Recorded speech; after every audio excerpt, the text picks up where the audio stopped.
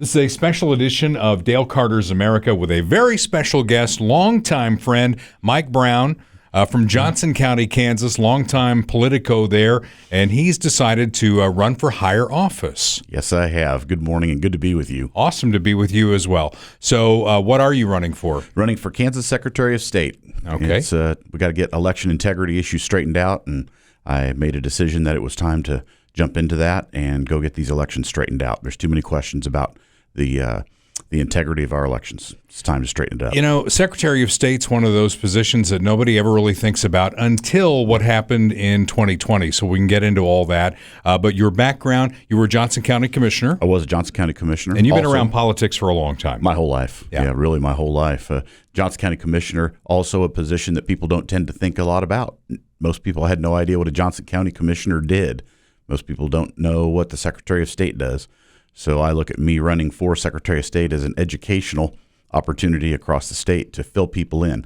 Although people have really come to recognize what a Secretary of State does and the amount of authority they have and how important it is that we have elections where integrity is the first thing. It's the top priority, not an afterthought. Yeah. Well, let's jump into that then. Let's talk about the Secretary of State's role, because what we saw in the 2020 election was there were states where things happened outside of the legislative process, and I've been banging the gavel about that ever since, that what's happened since is a tightening up of the election laws back to where they were, because what we're seeing is, and you're a Republican, I am. Democrats are trying to codify those COVID exceptions that were put in, emergency measures, they said, and now they want to codify it. And if you go back and try and tighten those election laws down to where they were, then you got the president saying it's Jim Crow on steroids. Right, absolutely. And where does Kansas fall in that? Because I don't remember Kansas being a big problem issue. So Kansas is a D+ by the Heritage Foundation's own ranking, looking at elections and security measures, how the state of Kansas processes elections and the security within it. We are a D+ in America. And that is, I just cannot tell you how disappointing that is to me. I fully intend to make Kansas the gold standard of election integrity in America. That's where we're headed. I want the other 49 states' election officials to look at the state of Kansas and say, wow, that's how we want to do our elections. Okay. We're going to true this up. As you look at that election and that race and that particular office, and you say it's a D+, what are the things that you need to do, specific things you need to do to get it to an A level? Well, so a couple of things just right out of the chute on day one. If I'm elected, sworn in at the Kansas Capitol, I'll walk across the street to my new office. There are two things that I will do. One, I will re-implement election standards, which were suspended by the current Secretary of State. That's 40 years of decisions and opinions by attorney generals, secretaries, other previous secretaries of state, court opinions, places where each of the 105 counties will go to get quick answers instead of going to the attorney general every time about the same question over and over. It's the standards book. You can go to it and find the question and see if there's already a question and an answer in a book. Then you're done. For whatever reason, the current Secretary of State decided to suspend the election standards, and what he did was point every county commission and election commissioner in the whole state, all 105 counties in Kansas, go talk to your county attorney. Well, so I'm a businessman. I have attorneys. My attorneys, I don't go to them for business consulting advice. I don't ask them how to do my job. I do my job, and then they help me get back on track. If I get outside, if I'm coloring outside the lines, if I make a mistake, they help me straighten that up, and then we're back on the track, and then I go do what I do. Leaning on attorneys to provide the guidance, that kind of guidance about every county's elections, in effect means there are 105 elections in Kansas, and that's not right to me. There should be my vote in Johnson County, Kansas, I live in Overland Park, should be exactly the same as my treasurer's vote, who lives in Sherman County out in Goodland. He's a big farmer rancher. Our vote should be 1.0. Those should be exactly equal. So, and he and I both agree on that point. That's why he decided to sign on as my treasurer. He's like, yes, Mike, if you're going to straighten that out, then I'm in. The other thing that needs to happen immediately will be this on day one. It'll be the second thing that happens on that day is all of these ballot drop boxes that are sitting in front of every county courthouse right now. If the Kansas legislature has not addressed it one way or the other, said they're bad, they got to go, they're good, they must stay, as long as it's where it's at now, which is in this flux state where the Secretary of State just made a unilateral decision that the statute does not speak to you shall or shall not have a ballot drop box. He just went ahead and bought drop boxes for every county. So now I've been in about 40 counties in Kansas so far. I'll be in all 105 before I'm done, but I can't even tell you how many I pull up in front of the county courthouse to walk in and talk to the clerk or find the sheriff or a county commissioner there. The drop box is in front of the courthouse, way down by the street. And when you look at old school, which is what most of our county courthouses are, it's an old cool building in the square. There's the ballot box is clear down by the sidewalk by the street. There's no light, there's no camera, there's no people, there's no nothing. What could go wrong? What could possibly go wrong? Well, so those are gone. What we talk about on the podcast is it should be easy to vote and hard to cheat. Absolutely. And it sounds like that makes it easier to cheat. It certainly it provides that opportunity. There are many counties who say that they keep video surveillance on those boxes, but nobody watches it.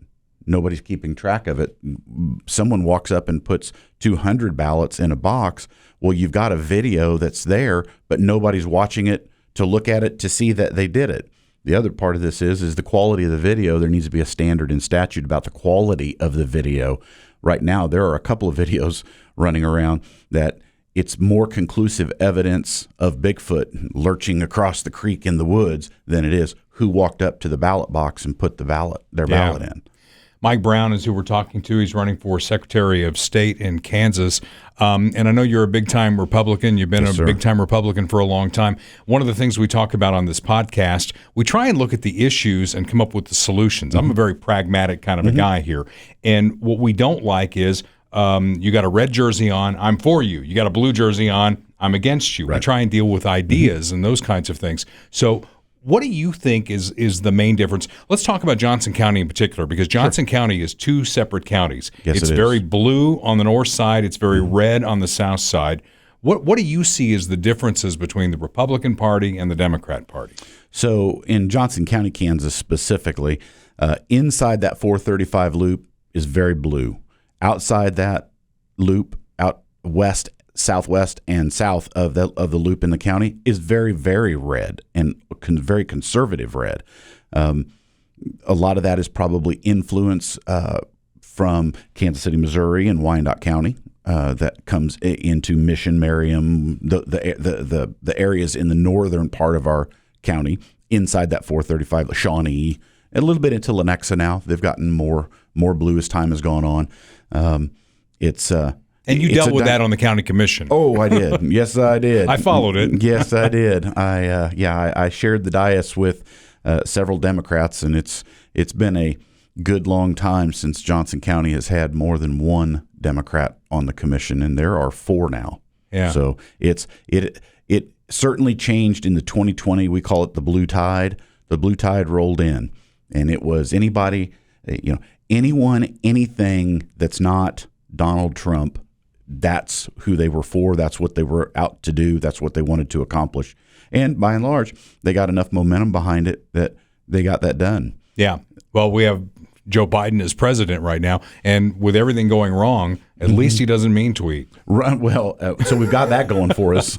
Yeah, by those mean tweets. Wouldn't you take mean tweets and $1.89 gasoline yes, again? Yes, I would. I'd take all the mean tweets there are and $1.89 for gasoline. You bet. And somebody in control at the White House, where we're literally virtually on the edge of a World War III scenario, to have somebody that knows how to negotiate. But have we made a mistake? Yeah. Wow. I think back to Democrats in the past. John F. Kennedy is one of my personal heroes. Yeah. Ask not what your country can do for you, but what you can do for your country. And I even think to when Bill Clinton was president, when the Republican wave came in 1994, a smart enough politician to be able to pivot and say, okay, I'm going to work with Newt Gingrich and we're going to get some things done. This is going to air after the State of the Union.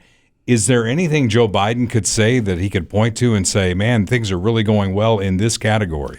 I don't know what it would be. Our southern border back door is standing wide open. inflation is out of control. We're $104 a barrel gasoline right before I walked in here to sit down with you, or $104 a barrel oil, which is going to translate into $4 gasoline. And it goes on and on. Unemployment, if you go to the grocery store, we walked through one of the grocery stores, my wife and I did last week, and I commented, it looks like there's more on the shelves than I expected there to be. Looked pretty. She pushed one of the Tide clothes washing soap, pushed it back. There's 3 across the front. There's nothing behind it. There could be 40 on the shelf, but there's 3. And I get why they're doing it, and I don't think they're doing anything wrong. But we've got a problem. Yeah. We have a problem right now. Yeah. This supply chain issue is a massive, big issue. And now with what's going on in Ukraine, and we're talking about people sanctioning Russia and different countries pushing back on each other about what you can and can't do, it's going to make the supply chain issues worse as we go. And anyone who, for 1 second, got caught up in Ukraine, Russia, and the United States and took their eye off the ball of China is making a massive miscalculation. Absolutely. And North Korea's out there too. Yeah. They didn't want to be left out of the party, so they just fired a rocket out into the ocean just to make sure that everybody picked it up so it got on the news. And Iran every day is working on a nuclear weapon, and you got to know if they get it, they'll use it. Which is the most terrifying thing of all this. It's one thing to have it and know that the person who has it is doing it as a mutually assured destruction maneuver. I'm very fearful Iran would use it. Well, you're running for Secretary of State in the state of Kansas. We've got our eye on a red wave coming with the midterm election. So exciting. And hoping, and we just started this podcast a year ago, right after Joe Biden was inaugurated. And if you go back to that first episode, you'll see that I had a lot of hope in my heart that he would bring the country together and, that we would move forward. Right. And Donald Trump gave him the playbook. He gave him the vaccines. Yes. He said the economy is bouncing back. Just don't do anything and everything will be fine. Just hang on, ride along. Yeah. And obviously that's not what has happened here. So a red wave coming in the fall and hopefully a Republican president in 2024. We can all hope and pray, and it certainly is looking good and looks like we're headed in that direction. America needs it. Yeah. What's your election schedule here as far as the primary and the general? August 2nd is primary in Kansas, and then the first Tuesday in November will be the general election. So I've been all over Kansas, be all over Kansas in the meantime. So folks that are listening to your podcast, if you want me to come by and talk to your Republican group, your church group, your neighborhood group, please contact me, Mike Brown, FOR, MikeBrown4Kansas.com. You can sign up there. Let me know you're there, and I'd love to come visit. Well, it's a role, it's a job that most people didn't think about until most recently, Secretary of State, but obviously for secure elections, it's a very important role.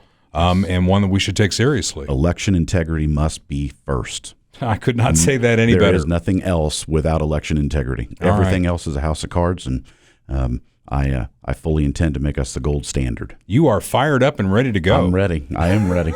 I am ready. I'm excited to go do this. I'm excited about the campaign. I'm more excited to win the race, get sworn in, and get to work and go straighten these elections out. I'm ready. He's Mike Brown. He's running for Secretary of State in the great state of Kansas. We wish you the best of luck. Dale, can't thank you enough. All right, my friend. Take care. All your listeners, too. Good luck. Thanks a lot. Appreciate it.